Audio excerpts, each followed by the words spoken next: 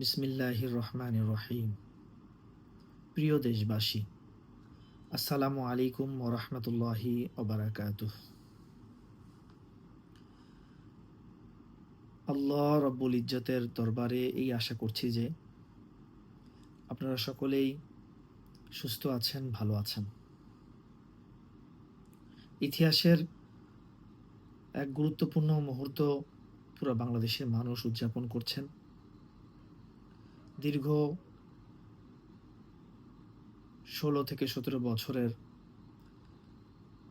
খুনি হাসিনা স্বৈরাচারী সরকার শাসন ব্যবস্থা থেকে আল্লাহ তাআলা আমাদেরকে ১ বছর আগে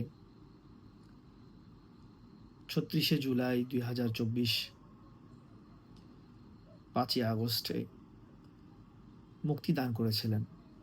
এটা আল্লাহ তাআলার পক্ষ থেকে আমাদের জন্য অনেক বড় এক পুরস্কার ছিল, যেইটা বাংলাদেশের মানুষ অর্জন করেছিল প্রায় ২,০০০ শহীদের আত্মত্যাগের বিনিময়ে এবং ৪০,০০০-এরও অধিক শরীরের বিভিন্ন অঙ্গহানি, বুলেটবিদ্ধ হওয়া এবং বিভিন্নভাবে ওই জুলাইয়ের দিনগুলোতে আহত হওয়া, ওই আহতদের আত্মত্যাগ এবং সাথে সাথে গত ১৭ বছরের বিভিন্ন অবস্থায় বিভিন্নভাবে নির্যাতিত, নিপীড়িত, গুম খুনের শিকার এবং বিভিন্নভাবে স্বৈরাচারী বিচার কাঠামোতে যে অত্যাচার নিপীড়নের এক বিশাল সাম্রাজ্য গড়ে তুলেছিল খুনি হাসিনা, তার কাছ থেকে আল্লাহ তাআলা আমাদেরকে এই দিন মুক্তি দিয়েছিলেন এই সকলের আত্মত্যাগের বিনিময়ে। এখানে যেরকম আমাদের দেশের মানুষ, আবাল বৃদ্ধ বনিতা, পুরুষ মহিলা বাচ্চা সকলের আত্মত্যাগ, ঠিক সেরকম বিদেশে অবস্থানকারী আমাদের প্রবাসী ভাইদেরও আত্মত্যাগ। আর সবচেয়ে বেশি নিকটবর্তী যাদেরকে বাংলাদেশের মানুষ বেশি পরিমাণ সম্মান এবং শ্রদ্ধার চোখে দেখে, ওই আলেম সমাজের বড় এক ভূমিকা আমাদের এই জুলাইয়ের গণ অভ্যুত্থানের সফলতার পিছনে। এই জন্য যে বা যারা যেখান থেকেই জুলাই গণ অভ্যুত্থানকে সফল করার জন্য, হ্যাঁ, প্রশাসনের ভেতরে, পুলিশের ভেতরে, আর্মির ভেতরে, বিভিন্ন গোয়েন্দা সংস্থার ভেতরেও দেশপ্রেমিক ছিলেন না এরকম না, তারাও মাঠে নেমে এসেছিলেন। কিন্তু প্রশাসনের অধিকাংশ এবং হাসিনার পুলিশি ব্যবস্থার প্রায় পুরা অংশ এবং ওই রেজিমের সাম্রাজ্যবাদী সেনাবাহিনীর উচ্চপদস্থরা পুরা ১৭ বছরের এই নৈরাজ্যের আসল পিছনের কারিগর। তাদের বিপরীতে বাংলাদেশের মানুষের গণজাগরণ, আল্লাহ তাআলার বাংলাদেশের মানুষকে মুক্তি দান করা, এটারই অর্জনের দিন ৩৬শে জুলাই। আসলে এ ধরনের বয়ান বক্তৃতা আপনারা নিয়মিত শুনছেন। আমি আসলে, যেহেতু জুলাই হয়ে গেছে, জুলাইয়ে কার কি অবদান ছিল সবাই ব্যক্তিগতভাবে জানে, যার যারটা সে জানে, কারণ মৃত্যুর পরে যার যার হিসাব আল্লাহ তাআলার কাছে নিজের থেকে দিতে হবে। এই জন্য জুলাই আমারও, জুলাই আপনারও, জুলাই পুরো বাংলাদেশের মানুষের, কিন্তু জুলাই ওই সমস্ত স্বৈরাচারের সহযোগীদের না। তাই কিছুটা ভূমিকা বললাম মাত্র। এখন মূল কথায় আসা যাক। আসলে দেখুন, আমাকে পরিচিত করার বা আমাকে নতুন করে আপনাদের সামনে পরিচয় করে তুলে ধরার কোনো প্রয়োজন মনে করছি না। মাফ করবেন। আমি আসলে অভ্যস্ত না এরকমভাবে সবসময় আপনাদের সামনে আসার। বাকি আমি বেশ কয়েকটা বিষয়কে আপনাদের সামনে আজকে তুলে ধরতে চাই, যে বিষয়গুলো আসলে বিভিন্ন জায়গায় ছড়িয়ে গেছে, বিভিন্ন আলোচনার বিষয়বস্তু হয়ে দাঁড়িয়েছে। এর আগেও আমি বিভিন্ন সাংবাদিক মহলে, সাংবাদিক সম্মেলনে অথবা টিভি চ্যানেলে কথা বলার সময় টকশোতে আমি বলেছি। তারপরও অনেকের মনে হয়তো প্রশ্ন থেকেই গেছে। তাই আমি সবগুলোই এই মুহূর্তে ব্যাখ্যা করব না। আমি ধারাবাহিকভাবে এই জিনিসগুলোকে আপনাদের সামনে তুলে ধরবো ইনশাআল্লাহ। বাকি আজকে শুধু ভূমিকা হিসেবে অল্প কিছুক্ষণ সময় নিব আপনাদের কাছ থেকে। প্রায় ৬-৭ মিনিট হয়েই গেছে মনে হয় কথা বলা। আমি এটাকে দীর্ঘায়িত করব না। সেটা হলো যে গণ-অভ্যুত্থান তো হইছে, কিন্তু এই গণ-অভ্যুত্থানকে সফল করে বিপ্লব হওয়াটা আর হয়ে ওঠেনি। আমার সাথে হয়তো আমার অনেক সহযোদ্ধা অথবা এই আন্দোলনের সম্মুখ সারিতে যারা ছিলেন তারা হয়তো কোনো কারণে দ্বিমত পোষণ করতে পারেন, তবে আমি তো আমার মত রাখব। সেটা হচ্ছে যে তখন এটা বিপ্লব হতো যখন হাসিনার স্বৈরাচারী শাসন ব্যবস্থাকে এস্টাবলিশ করার জন্য যে সংবিধান, সেটাকে পরিবর্তন করে, সেটাকে সংস্কার নয় বরং আমূল পরিবর্তন করে, যেটা জন আকাঙ্ক্ষার সংবিধান, বাংলাদেশের মাটি ও মানুষের নিরাপত্তা দিবে যে সংবিধান, বাংলাদেশের মাটি ও মানুষের অধিকার বাস্তবায়ন করবে যে সংবিধান, সেই সংবিধান প্রণয়ন করা বহুতই জরুরি কাজ ছিল। সেটা এখনো হয়ে ওঠেনি। সেটার ব্যাপারে আমি অন্যদিন আলোচনা করব। এই ব্যাপারে বিস্তারিত তথ্যবহুল প্রমাণাদি সহ আপনাদের সামনে কথা বলা উচিত। আর অন্যান্য ক্ষেত্রেও, প্রশাসনিক ক্ষেত্রে, যেমন আমি বললেই হয়তো আপনাদের মধ্যে অন্য কিছু চলে আসতে পারে, তারপরে বলবো সচিবালয়ের ভেতরের অবস্থা জানতে হবে আপনাকে, কারণ আপনি বাংলাদেশের নাগরিক। আপনি যদি বাংলাদেশের সরকারের কাছ থেকে, সংবিধানের কাছ থেকে, সিস্টেমের কাছ থেকে আপনি যদি আপনার অধিকারকে চান, আপনি যদি আপনার অধিকার বাস্তবায়ন হোক এটা চান, তাহলে আপনাকে এ সমস্ত জিনিস জানতে হবে। সচিবালয় কি জানতে হবে, সেখান থেকে আপনার অধিকার বাস্তবায়ন কিভাবে হয় এটা আপনাকে জানতে হবে।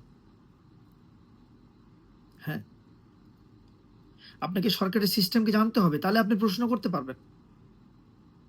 আজকে জুলাই গণঅভ্যুত্থানের সবচেয়ে বড় ফলাফল কি জানেন? সেটা হলো মানুষ এখন প্রশ্ন করতে শিখছে। মানুষ পলিটিক্যালি সো মাচ ওরিয়েন্টেড। একসময় এরকম ছিল না।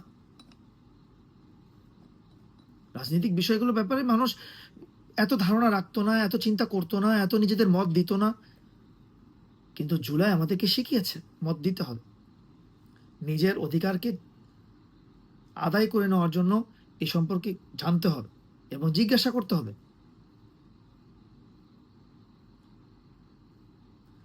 এগুলোকে ঠেকানোর জন্যই জুলাই পরবর্তী সবচেয়ে বড় বিপ্লব তো পরিপূর্ণ করতে দেওয়া হয়নি, বরং বিপ্লবের বিপরীতে প্রতিবিপ্লবকে খাড়া করা হয়েছে। আর সেই প্রতিবিপ্লব কি? সেই প্রতিবিপ্লবের সর্বপ্রথম যেটা করা হয়েছে বাংলাদেশে, সেটা হলো মিডিয়া সন্ত্রাস।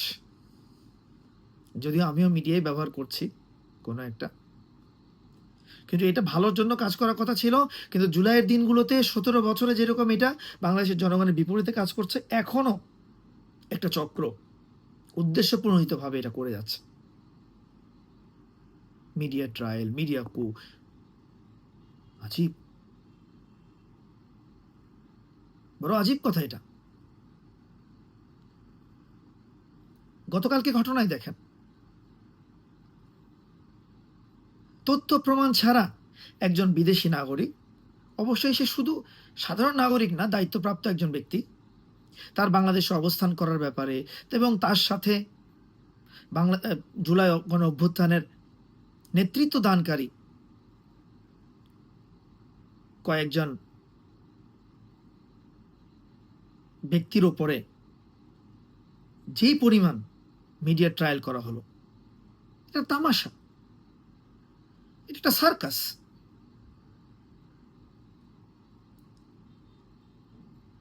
বেসামরিক বিমান চলাচল কর্তৃপক্ষকে বেসরকারি বিমান চলাচল কর্তৃপক্ষ বানিয়ে দিয়ে সেটাকে কাগজের মতো বানিয়ে সেটার মধ্যে পিটার হাসের ঘটনাকে লিখে সেটাকে প্রচার করা হলো, আর আপনারা গিলে ফেললেন। সরি টু সে, মাফ করবেন। মানুষ খাচ্ছে এটা কেন ভাই? জিজ্ঞাসা করতে পারেন যে এই ইতিহাসের অতি গুরুত্বপূর্ণ মুহূর্তে আপনারা কেন গেলেন, আপনারা কেন সরকারি অনুষ্ঠানে নেই, জিজ্ঞাসা করতে পারেন। তারা তাদের কাছ থেকে ব্যক্তিগত উত্তর দিতে পারে। কিন্তু তাদেরকে পচানোর জন্য, তাদেরকে ছোট করার জন্য, এরকম একটা গুরুত্বপূর্ণ দিনে মানুষের চিন্তাকে পরিবর্তন করে ওই দিন উদযাপন করবে তারা সুন্দর করে, সেটাকে উদযাপন করার জায়গা থেকে সরিয়ে দিলেন তাদেরকে। আপনারা সরিয়ে দিয়ে কি করলেন? সরিয়ে দিয়ে মিডিয়া অন্য একটা ক্ষেত্রের মধ্যে নিয়ে গেল। কখনো বলছে যে সরকারের সাথে নতুন সরকার গঠনের নির্বাচনের জন্য লিয়াজু করবে, কখনো বলতেছে বোয়িং কেনার জন্য 25% কমিশন। আজীব কথা ভাই, যা আছে মনে সেটাই লেখেন। কই একটা ছবি দিতে পারলেন না? মাফ করবেন, আজকে আমি সরাসরি কিছু কথা বলবো, সরাসরি দু একজনকে একটু একটু একটু নাম ধরে বলবো।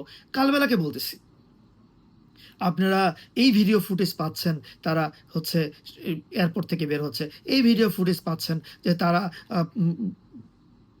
ওই যে হোটেলে উঠছে, সে হোটেল থেকে বের হচ্ছে, গাড়ি থেকে বের হচ্ছে। আপনারা এই ভিডিও ফুটেজ পান না? পিটার হাস কোথায়? আপনারা এই ভিডিও ফুটেজ পান না? পিটার হাসের অবস্থান কোথায়? এত মিথ্যা।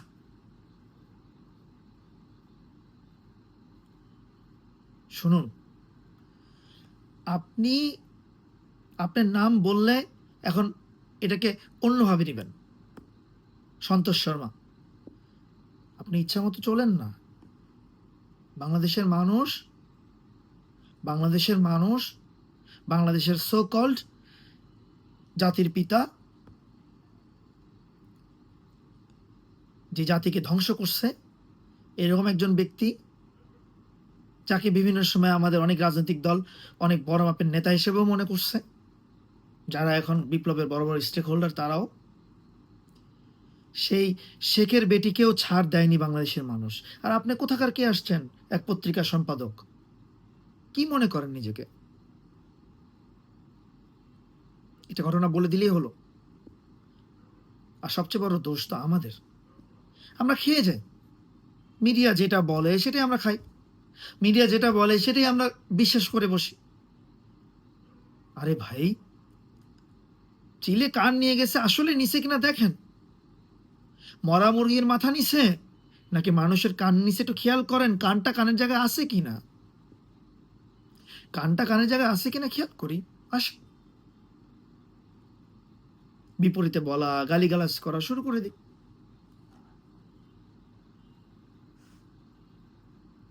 দেখুন, এটা আমি একটু উদাহরণ দিলাম, নগদ যেহেতু ঘটতেছে এই জন্য।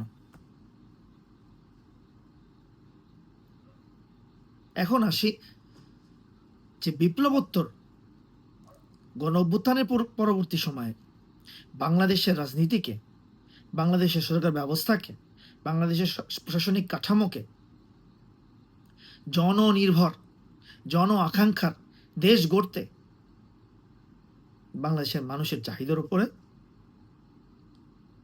তারুণ্য নির্ভর এবং বাংলাদেশের মানুষের জন আকাঙ্ক্ষার ইস্তেহারকে বাস্তবায়নের সাপেক্ষে একটি দল, জাতীয় নাগরিক পার্টি, এনসিপি বা ন্যাশনাল সিটিজেন পার্টি, এটা প্রতিষ্ঠিত হলো ফেব্রুয়ারি মাসের শেষ তারিখে।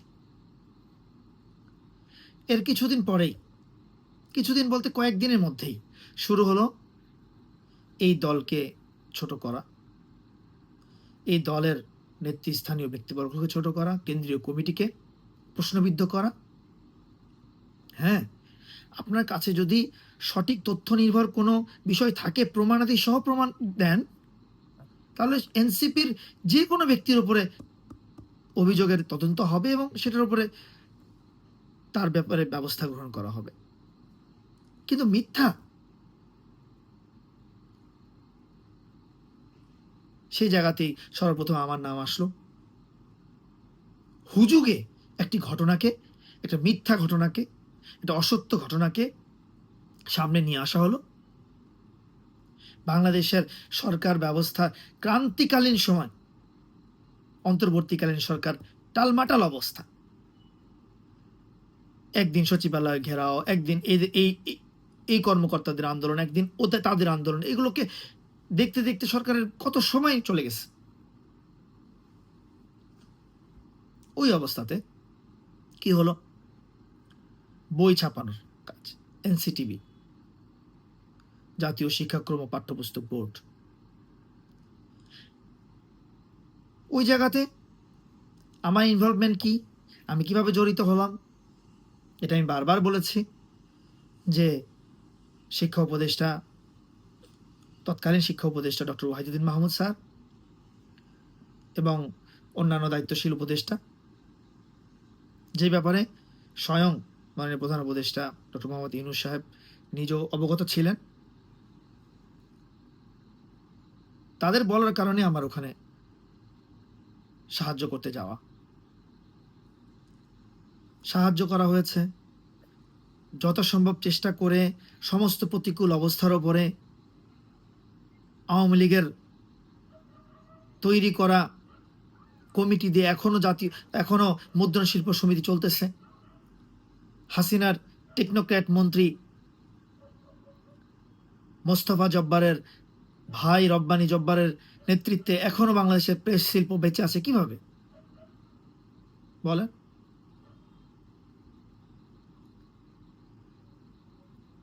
ওই সমস্ত সিন্ডিকেটগুলো ভেঙে জাতীয় গোয়েন্দা সংস্থাগুলোর সাথে একত্রে কাজ করার সময় সুযোগ হয়েছিল আমার। যথারীতি বই ফেব্রুয়ারি মাসের শেষের দিকে যত দ্রুত সম্ভব এটা পৌঁছানোর চেষ্টা করা হয়েছে। দেশে ওই সময়ে কাগজ ঘাটতি ছিল, সেই কাগজ ঘাটতির কারণে সরকার সরকারি ক্রয় বিধিমালার ভিতরে থেকে বিদেশ থেকে 10,800 টন কাগজ আমদানি করে, যে কাগজের টোটাল মূল্যমান, সর্বমোট মূল্য সম্ভবত 103 কোটি টাকা। এটা আরো যাচাই করে নিতে পারেন, আমি কাগজগুলো আপনাদের সামনে পরবর্তীতে দিব। আজীব কথা, সম্ভবত মার্চের 11 তারিখ হবে, সম্ভবত মার্চের 11 তারিখ। তো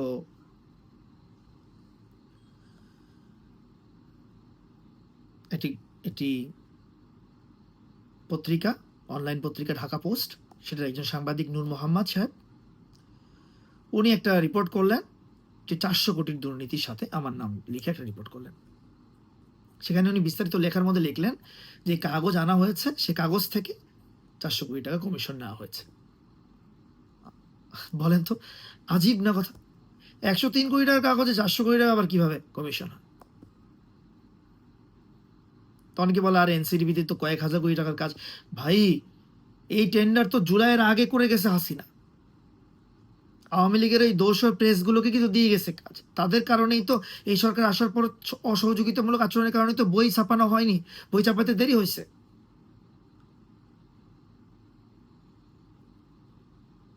একটা মন্তব্য করলে হয় না।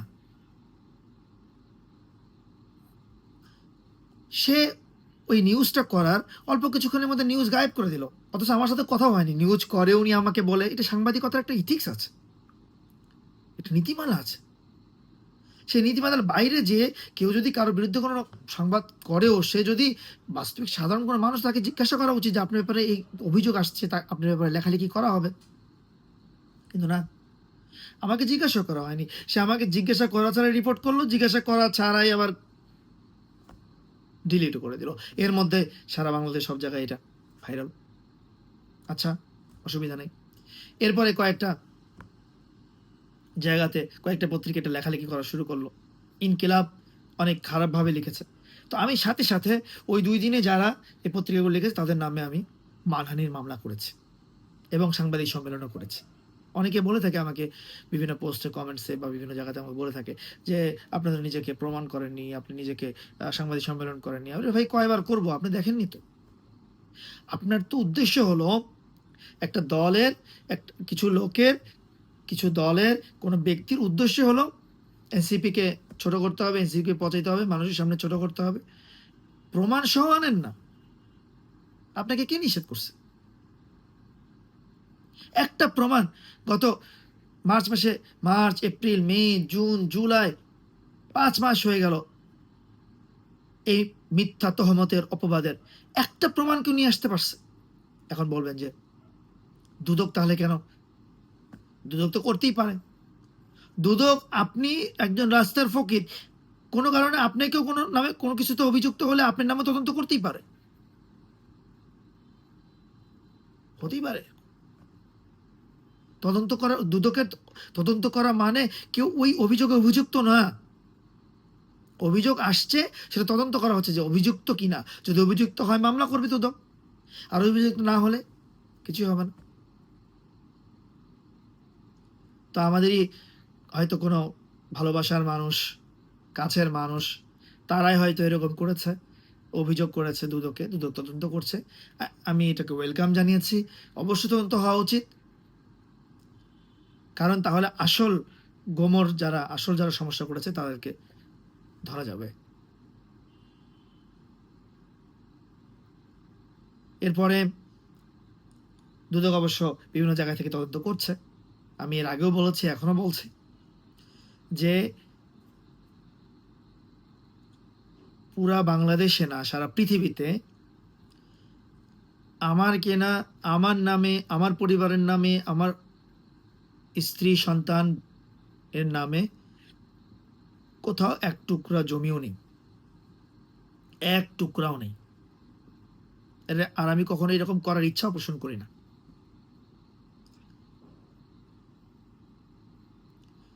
এবং কোনো ব্যাংকে এই ধরনের কোনো ব্যালেন্সও নেই, এবং গত 1 বছরে এই ধরনের কোনো ট্রানজ্যাকশন হয়ও নাই।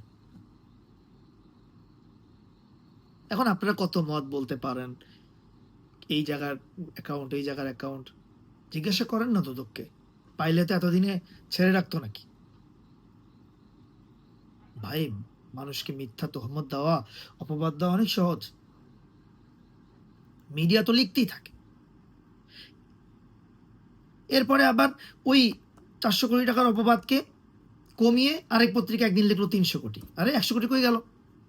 আচ্ছা, এরপরে ওই নূর মোহাম্মদ সাহেবই আবার কি করলেন, তাকে যখন ঢাকা পোস্ট থেকে চাকরি থেকে হয়তো সরিয়ে দেওয়া হয়েছে বা কি হয়েছে আমি জানি না, কারণ মানুষের পিছনে পড়া আমার স্বভাব না।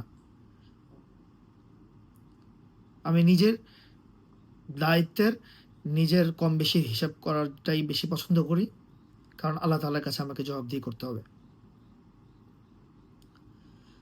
তো সে আবার কালবেলাতে চাকরি পেয়েছে, কালবেলা শিক্ষা বিষয়ক বিষয়গুলো সে দেখে।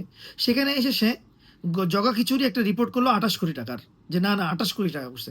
আচ্ছা ভাই, আপনি ওই ব্যক্তি না, আপনি মিডিয়ার ওই কর্মী না, আপনার কারণে মিডিয়ার অনেক ভালো ভালো লোকে যারা ভালো কাজ করতে চায় মিডিয়াতে, সাংবাদিকতাকে এথিক্সের ওপরে, জনগণের সাহায্য করার জন্য, সঠিকভাবে অধিকার হক আদায় করার জন্য, তথ্যগুলো উঠানোর জন্য, খবর পৌঁছানোর জন্য যারা কাজ করতে চায়, তারা বদনাম হচ্ছে।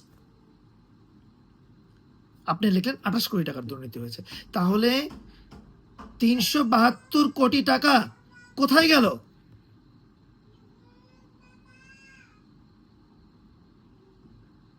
$372 কোটি টাকা কোথায় গেল বলে? এটা ছেলে খেলা। যে কোনো একজন মানুষের ইজ্জত নিয়ে, কোনো একটা দলের নেতৃস্থানীয় ব্যক্তিবর্গের মান সম্মান নিয়ে খেলা করা, এটা নেশায় পরিণত হয়ে গেছে আপনাদের। একটা জিনিস লিখে দিলাম, কলমে শক্তি আছে লিখে দিলাম। অসির চেয়ে মসি বড়, এটার উপর প্র্যাকটিস করতেছেন নাকি? জেনে রেখেন, মসি চেয়েও একটা জিনিস বড় আছে, সেটা হলো মানুষের শরীরের রক্ত। রক্ত দিয়ে এই বাংলাদেশ দ্বিতীয়বার আবার স্বাধীন হয়েছে। এর সাথে খেলতে এসেন না। কি মনে করেন মানুষকে বিভ্রান্ত করবেন? হ্যাঁ, আপনাদের এই ধরনের নিউজে অনেক মানুষ বিভ্রান্ত হয়েছে, অনেকে আমাকে গালিগালাজ করছে। 28 কোটি টাকা একটা ভুয়া রিপোর্ট, কোনো প্রমাণ নেই।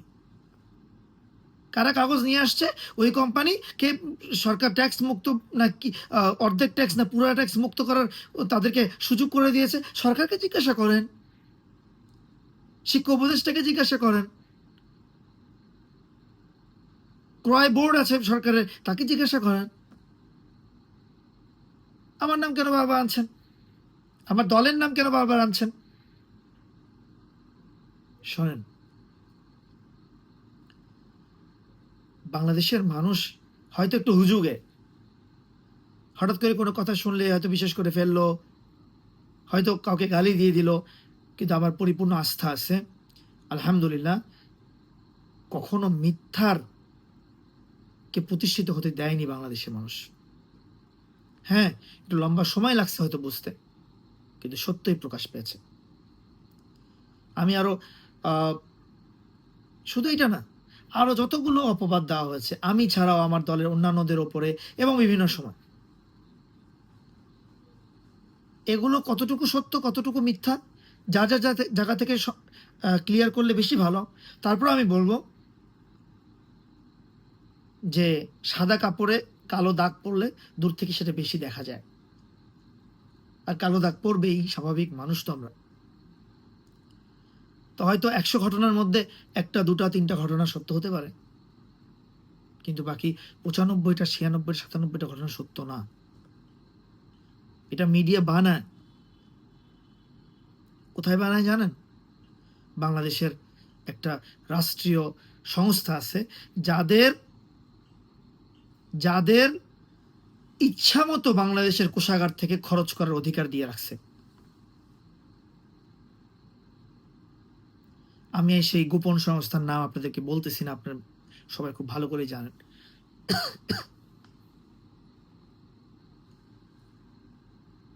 বাংলাদেশের ওই সংস্থা খবর বানায়, মানুষকে একবার উঠায় একবার নামায়, তুই জুমান্তাসা ও তুই জিল্লুমান্তাসার দায়িত্ব নিছে তারা বাংলাদেশে, যে ইচ্ছা মতো সম্মান দিব, ইচ্ছা মতো বেইজ্জত করবো, ইচ্ছা মতো ইজ্জত দিব।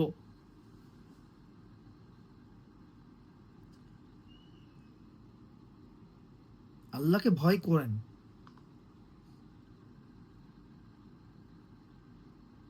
ক্যান্টনমেন্টের মধ্যে কবরস্থান আছে, মাঝে মাঝে একটু কবরস্থানে যেন, বরণী কবরস্থানের পাশ দিয়ে যেন, মাঝে মাঝে একটু আজিমপুর কবরস্থানে যেন। আপনাদের যারা এগুলো করেন না, তাদের বাবা দাদা অনেকেই মারা গেছে না, তাদের কবরস্থানে যেন, আপনাকেও যেতে হবে ওখানে। কি করবেন? অল্প সময়ের দুনিয়াতে আমাকে বেইজ্জত করলেন, কিন্তু আমার আল্লাহ তো সব জানে। অনেক লম্বা সময় কথা হয়ে গেছে। ইনশাআল্লাহ আমি দ্ব্যর্থহীন কণ্ঠে এটা আমি আবার বলছি যে আমার ব্যাপারে যদি কোনো ধরনের অপবাদের সামান্যতম প্রমাণ কেউ দিতে পারে, তাহলে আমি নিজের থেকে আইনের হাতে সোপর্দ হব। এটা আমি কয়েকবার আগেও বলছি, এখনো বলতেছি। আসলে বারবার এক কথা বলা এটা মানে ভালো দেখায় না। তারপরও আপনাদের যদি কোনো প্রশ্ন থাকে বলেন, আমি আবার ভিডিওতে সেই উত্তরগুলো আপনাদেরকে দিব ইনশাআল্লাহ পরবর্তী ভিডিওতে। বাকি এনসিটিভির ওপরের যে অভিযোগ আসছে সেটার একদম দালিলিক প্রমাণাদি সহ আমি আরেকটি ভিডিও আপনাদের সামনে তুলে ধরব। এছাড়াও পরপর আরও কয়েকটি বিষয় নিয়ে আমি আপনাদের সামনে কিছু বিষয় আপনাদের সামনে অবশ্যই আলোচনার মধ্যে নিয়ে আসব। বাংলাদেশের বিভিন্ন সেক্টরে কি হচ্ছে না হচ্ছে এটা জানা দরকার। আর জুলাই ঘোষণাপত্র আসছে, দায়সার একটা জুলাই ঘোষণাপত্র, সেটা আসলে বাংলাদেশের দ্বিতীয় বাংলাদেশ হওয়ার পেছনে যাদের ভূমিকা ছিল, অনেক গুরুত্বপূর্ণ স্টেক হোল্ডারদেরকে সেখানে কোনো জায়গাতে রাখা হয়নি। সেটা খুবই দুঃখজনক এবং এইজন্যই জুলাই ঘোষণাপত্রের আ সাথে হতে পারতেছি না। জুলাই ঘোষণাপত্রটাকে আ গ্রহণ করতে পারতেছি না এইজন্য। আর সাথে জুলাই সনদের ব্যাপারটা, জুলাই সনদ নিয়ে আসলে যারা কাজ করছেন, তারা গোপনেই কাজ করছেন। প্রকাশ্যে কাজ না করলে এবং জনগণকে না দেখিয়ে তাদের মতামতের বাহিরে যদি জুলাই সনদ নিয়ে আসা হয়, তাহলে আসলে বাংলাদেশ কিন্তু মেনে নিবে না। যতই নির্বাচনের তারিখ ঘোষণা করেন, আর নির্বাচন কমিশন যতই ব্যালট বাক্স বানাক, অথবা যতই হচ্ছে আ উম উম সিল আর এগুলো বানাক, এগুলোর বিভিন্ন নিউজ-টিউজ দিয়ে কোনোই লাভ হবে না। যদি প্রকৃত জুলাই সনদ, যেটা বাংলাদেশের জন আকাঙ্ক্ষা জুলাই সনদ, সেটা যদি না আসে। আর যে সংস্কারগুলো আছে, এই সংস্কারগুলো কেন বাধাগ্রস্ত হয়েছে, কোন জায়গাতে কি সমস্যাগুলো হচ্ছে, আ এগুলো নিয়েও আপনাদের সামনে কথা বলা উচিত। কারণ আমি যেগুলো জানি সেগুলো আপনাদের জানতে হবে। জানানো উচিত বলে আমি মনে করি। তো সেগুলো ইনশাআল্লাহ পরবর্তীতে ধারাবাহিকভাবে আপনাদের সামনে আনবো। আ ধন্যবাদ সবাইকে। ভালো থাকবেন, সুস্থ থাকবেন, দোয়া করবেন। আসসালামু আলাইকুম ওয়া রাহমাতুল্লাহি ওয়া বারাকাতুহু।